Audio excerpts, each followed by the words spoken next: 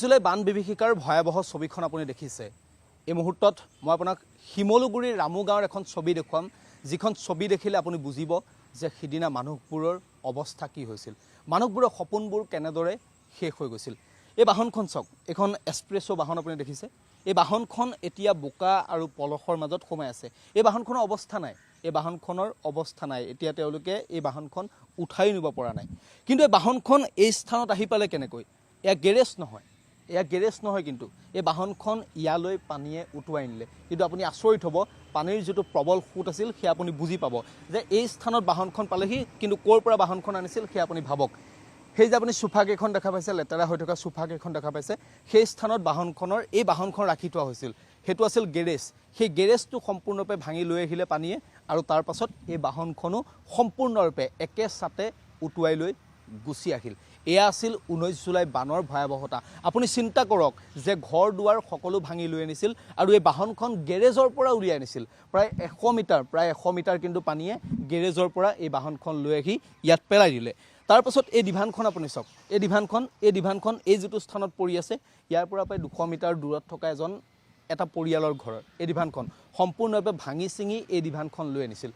এই ডিভানখন হৈছে এই মানুহ ঘৰৰ, কেমেৰাত প্ৰভাসে দেখুৱাব, ৰাস্তাৰ সিপাৰৰ সেই যিটো ভগা ঘৰ দেখা পাইছে, পানীয়ে ভাঙি থৈ যোৱা ঘৰ, সেই ঘৰটোৰ হৈছে এই ডিভানখন আছিল। গতিকে আপুনি ভাবক, এইটো হৈছে ধুদৰালিৰ একেবাৰে কাষৰ অঞ্চল, শিমলুগুৰিৰ ৰামু গাঁও, একেবাৰে ৰাস্তাৰ কাষৰ। এইটো হৈছে সোণাৰী যোৱা পথ। এই যিটো পথ আপুনি দেখা পাইছে বাহন গৈ আছে, এইটো সোণাৰীলৈ যোৱা পথটো, চৰাইদেউ সংযোগী পথটো। আৰু এই পথটোৰ দুয়ো কাষে আছিল বানৰ এয়া ভয়াৱহতা। আৰু এতিয়া এই মানুহবোৰৰো অৱস্থা নাই। আপুনি দেখা পাইছে চোফাৰ তেওঁলোকৰ ঘৰৰ সকলো সামগ্ৰী, টিন পাতৰ পৰা আৰম্ভ কৰি সকলোখিনি সামগ্ৰী এতিয়া তেওঁলোকে এনেদৰে পেলাই থ'বলগীয়া হৈছে। এয়া আছিল 19 জুলাই দিনটোত নাজিৰাত শিমলুগুৰিত বানৰ ভয়াৱহতা। দাদা, এখন গাড়ীখন আপোনাৰে?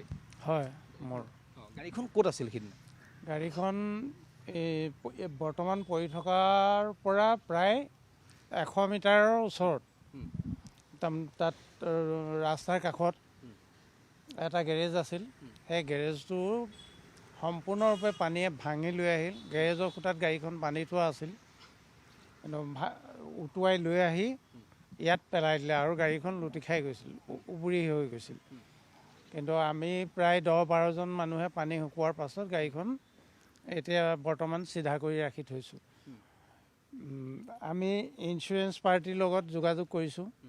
আমাৰ বাম্পাৰ ইঞ্চুৰেঞ্চ আছিলে, কিন্তু তেওঁলোকে গাড়ীখন এজনে কয় উঠাই নিবলৈ, এজনে কয় আমাৰ মানুহ যাব তাত ভিজিট কৰিব, কিন্তু বৰ্তমানলৈকে অহা নাই। 19 জুলাইৰ পৰা বৰ্তমান আজি 7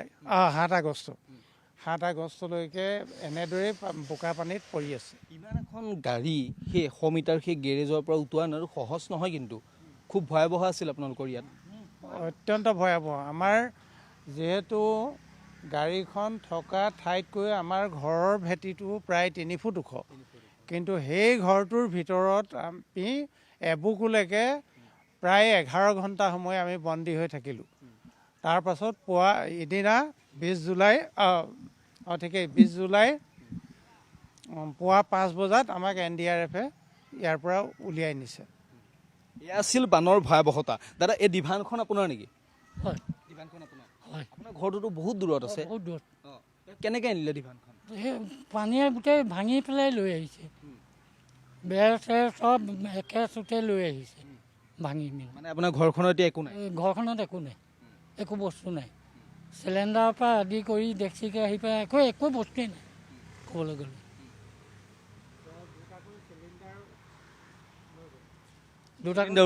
দুটাকৈ চিলিণ্ডাৰ আছিলে, আৰু লগতে মানে আমাৰ ককাইদেউ ঢুকালে এই পানীতে। আপোনাক কেনেকৈ আছে আপোনালোক? এতিয়া আমি এই ওপৰত শুওঁ, আৰু সেইবিলাকৰ ঘৰত খাই আছোঁ। এই ঘৰটোৰ ওপৰত মানে ওপৰত থাকোঁ আৰু এইবিলাকৰ ঘৰতে খাই আছোঁ। কাষতে থকা ঘৰটো দুমহলীয়া ঘৰটোৰ ওপৰত তেওঁলোক বৰ্তমান আশ্ৰয় লৈ আছে। এয়া আছিল বানৰ ভয়াৱহতা। এই যিটো ঘৰ দেখা পাইছে, এই ঘৰটো নথকা হ'লে এই যিখন ৰামু গাঁও বুলি কওঁ, এই ৰামু গাঁওখন শিমলুগুৰিৰ ৰামু গাঁও, এই ৰামু গাঁওখনৰ কিন্তু বহু মানুহৰ মৃত্যু হ'লহেঁতেন, বানত উটি যাবলগীয়া হ'লহেঁতেন। মই এইকাৰণে কৈছোঁ কাৰণ এই গাড়ীখন দেখাৰ লগে লগে, এই ডিভানখন দেখাৰ লগে লগে আপুনি বুজিছে যে ইয়াত পানীৰ যিটো সোঁত, এই পানীৰ সোঁতটো কিমান ভয়াৱহ আছিল। এই অঞ্চলটোত কাষত এটা নলা আছে, সেই নলাটোৰ লগতে দিখৌ নদীৰ যিটো পানী, সেই পানীয়ে কিন্তু ইয়াতো এই ভয়াৱহ যিটো ধ্বংসলীলা, এই ধ্বংসলীলাটো চলাইছিল। এই গাঁওখন সম্পূৰ্ণৰূপে এক প্ৰকাৰ শেষ হৈ গৈছে। প্ৰভাস যদি অলপ আগুৱাই আহে, এই গাঁওখন প্ৰায় শেষ হৈ গৈছে। সেই ঘৰকেইটা যদি আমি অলপ জুম কৰি দেখুৱাব পাৰোঁ, এই ঘৰসমূহত এতিয়া একো নাই। এইবোৰ ডিভান আপুনি দেখা পাইছে, সোফা আপুনি দেখিছে, মানুহে চব বস্তু বাহিনী এইবোৰ তেওঁলোকে নিজে ইয়াত উলিয়াই থোৱা নাই, এইবোৰ সম্পূৰ্ণৰূপে পানীয়ে উটুৱাই লৈ আহিছিল। এইবোৰে হৈছিল 19 জুলাই দিনটোৰ বানৰ ভয়াৱহতা। এয়া কোনো ভিতৰুৱা গাঁও নহয়, এইটো কোনো ভিতৰুৱা অঞ্চল নহয়, এয়া একেবাৰে ৰাস্তাৰ কাষত, এয়া ধোদৰ-আলিৰ কাষত, এইটো ধোদৰ-আলিয়ে হয়। এয়া একেবাৰে ধোদৰ-আলিৰ কাষত থকা যিটো অঞ্চল, এই ধোদৰ-আলিৰ কাষত থকা এখন ৰামু গাঁও। এই গাঁওখনত এয়া আছিল বানৰ ভয়াৱহতা। এই ঘৰসমূহ চাওক আপুনি, চৌদিশে দেখা পাব সেই এজন মানুহে তেওঁ এটা কুলাৰ হয়তো, সেয়া কুলাৰ হয়তো তেওঁ চাফা কৰি আছে। ৱাশ্বিং মেচিন, কুলাৰ সকলোখিনি সম্পূৰ্ণৰূপে ধ্বংস হৈ গ'ল।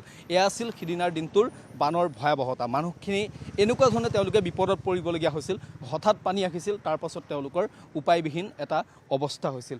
এইটো হৈছে পৰিৱেশ, এইটো হৈছে পৰিৱেশ। দেখিছে আপুনি, এই ঘৰখনত এতিয়া একো নাই, তেওঁলোকৰ এইসমূহ সা সামগ্ৰী সকলোখিনি বাহিৰত আছে।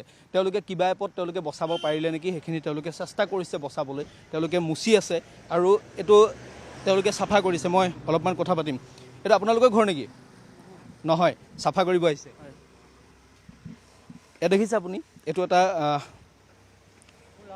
এই কুলাৰ, এইসমূহ সামগ্ৰী তেওঁলোকে এতিয়া এনেদৰেই চাফ চিকুণ কৰিবলগীয়া হৈছে। তেওঁলোকে বচাব পাৰিল নেকি, এইটো তেওঁলোকে চিন্তা কৰিল। কিন্তু মই কৈছোঁ যে এই গাড়ীখন, এই ডিভানখন, এই ঘৰসমূহ দেখাৰ লগে লগে আপুনি বুজিছে যে একেবাৰে মূল পথত, একেবাৰে সোণাৰীলৈ যোৱা যিটো পথ ধোদৰ-আলি, সেই ধোদৰ-আলিৰ দুয়ো কাষে কি ধৰণৰ এটা ভয়াৱহ ধ্বংসলীলা চলাইছিল 19 জুলাই দিনটোত এই ভয়াৱহ বানে। এইখন হৈছে ভয়াৱহ বানৰ প্ৰকৃত ছবি।